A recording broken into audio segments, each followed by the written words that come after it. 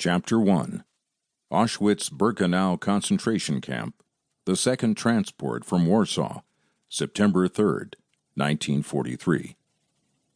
Arbeit macht frei. Work sets you free.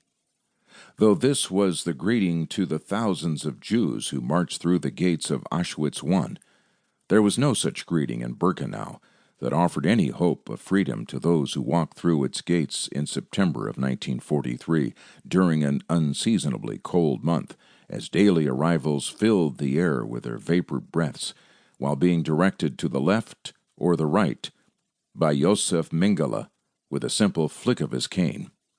Having been sent to the right by the doctor granted indescribable hardship yet to come. To the left, however, the gas chambers were for those deemed too weak, too infirm, or those who already had the look of hopelessness. When 16-year-old Ayana Berkowitz entered the gate alongside her family, she was the only one who had been directed to the right, whereas her mother, father, and two siblings were steered toward a bunker-style chamber known as the Red House. Feeling utterly alone, Ayana was taken to conjoining barracks where she was stripped of her clothes and given a gray smock to wear. Once fitted, her once beautiful hair had been sheared away by a man dressed in a leather apron, as the rough-edged blades callously nicked her scalp as if a cat had gone feral with its claws that left her skin lightly scored and actively bleeding.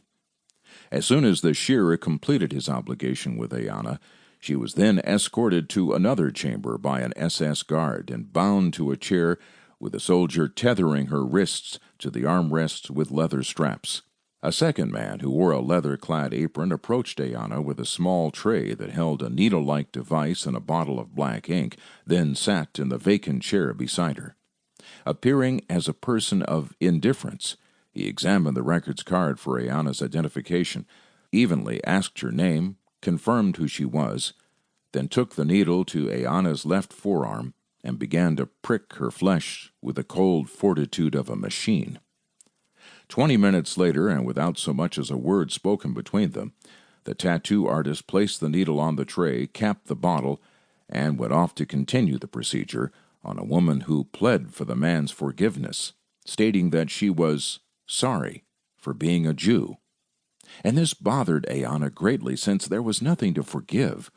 Being vilified was not the problem of the Jews, only for those who continued to cast stones against their heritage. In fact, she was very proud as to who and what she was. As the woman's cries went unheard, Ayana Berkowitz realized that she had just been catalogued, with the numerical shapes bleeding along the edges of her forearm. Once the binding straps had been removed from her wrists, Ayana looked at the numbers more carefully on her forearm and thought, "This is my new name." When she looked at the numbers, they read 100681. But when she twisted her forearm in such a way and read the forearms from a reversed or an upside-down angle, they changed from 100681 to 189001. Same tattoo, different numerals. 100681 becoming 189001. The numbers now upside down and backwards.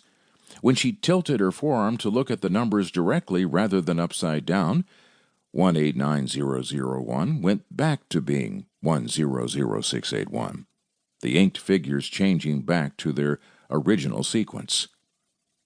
The magic numbers, she told herself.